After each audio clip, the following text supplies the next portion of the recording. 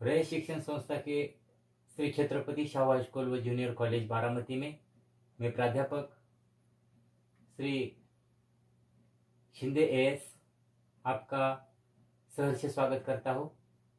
आज मैं आपको हिंदी विषय के अंतर्गत व्याकरण, इसमें अलंकार और उसके भेद के बारे में आपको पढ़ाऊंगा। अलंकार, तो पहले अलंकार की परिभाषा देखिए।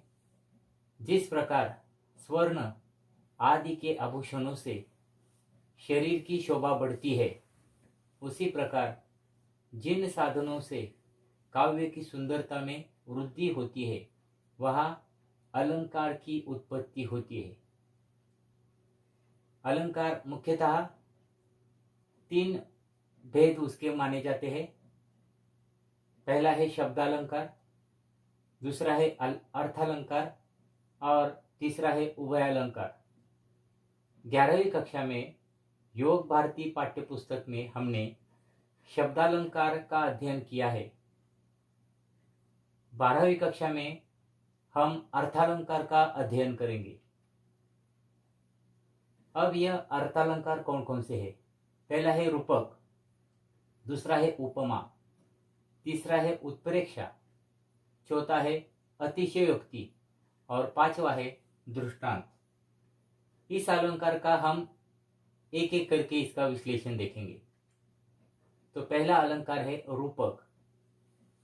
रूपक अलंकार किसे कहते हैं, उसकी परिभाषा देखेंगे। जहां प्रस्तुत अथवा उपमेय पर उपमान अर्थात अप्रस्तुत का आरोप होता है, अथवा उपमेय या उपमान को एक रूप मान लिया जाता है, वह रूपक अलंकार होता है। अर्थात एक वस्तु के साथ दूसरी वस्तु को इस प्रकार रखना कि दोनों अभिन्न मालूम हो, दोनों में अंतर दिखाई न पड़े। इसके उदाहरण देखिए। चरण कमल बंदो हरिराई, और दूसरा उदाहरण है उदित उदय गिरि मंच पर रघुबर बाल पतंग। अब पहले उदाहरण देखिए, चरण कमल बंदो हरिराई। इसका अर्थ है यहां भगवान के चरणों का, यानी चरणों को उपमेय के रूप में यहां पर माना है, और कमल जो है उपमान का उस पर आरोप किया गया है। और दूसरा जो उदाहरण है, उदित उदय गिरि मंच पर रघुबर बाल पतंग। इसका अर्थ है प्रस्तुत दोहे में उदयगिरी का मंच पर तथा बाल पतंग का रघुबर पर आरोप किया गया है। अतः यह रूपक अलंकार की निष्पत्ति होती हुई नजर आती है। दूसरा अलंकार देखिए, उपमा। अब उपमा अलंकार किसे कहते हैं, इसकी परिभाषा देखिए। जहां पर किसी एक वस्तु की तुलना दूसरी लोक प्रसिद्ध वस्तु से रूप, रंग, गुण, धर्म या आकार के आधार पर की जाती है, वह उपमा अलंकार होता है। अर्थात जहां उपमेय की तुलना उपमान से की जाए, वह उपमा अलंकार उत्पन्न होता है। इसका उदाहरण देखिए। चरण कमल सम कोमल, राधा वदन चंद सो सुंदर। इसका अर्थ देखिए, यह मन की तुलना पीपर के पात से, चरण की तुलना कोमल कमल से तथा राधा वदन की तुलना चंद्रमा से की गई है।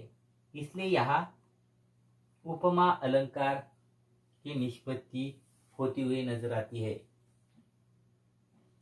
तीसरा अलंकार देखिए, उत्प्रेक्षा अलंकार।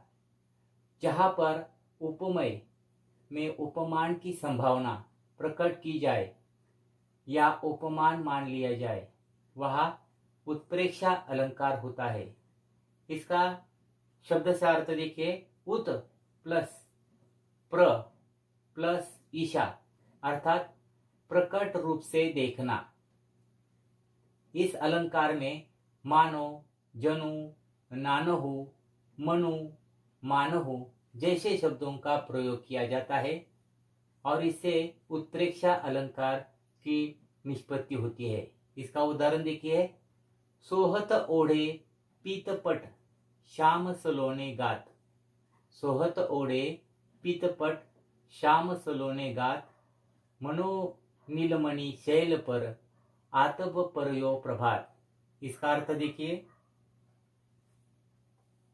इस दोहे में उपमेय पीतांबर ओढ़े हुए श्याम वर्ण के श्री कृष्ण है और उपमान के रूप में नीलमणि के पर्वत पर पड़ने वाली प्रातःकालीन धूप है। मनो शब्द का प्रयोग कर उपमान की उपमेय से या उपमेय में संभावना व्यक्त की गई है और इसी वजह से यहाँ पर उत्प्रेक्षा अलंकार की निष्पत्ति होती हुई नजर आती है। चौथा अलंकार है अतिशयोक्ति। इसका अर्थ देखिए, जहाँ पर लोक सीमा अथवा लोक मान्यता का अतिक्रमण करके किसी विषय का वर्णन किया जाता है, वहाँ पर अतिशयोक्ति अलंकार माना जाता है। अतिशयोक्ति शब्द को दो शब्दों से मिलकर बना दिया गया है। अतिशय उक्ति अर्थात अत्यंत बढ़ा चढ़ाकर कही गई बात।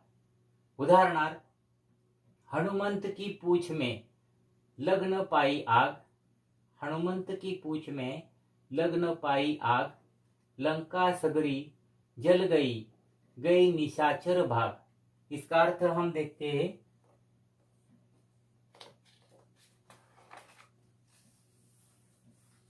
यहाँ भी बात को बहुत बड़ा चढ़ाकर कहा गया है, अतः यहाँ भी अतिशयोक्ति अलंकार की निष्पत्ति होती हुई नजर आती है।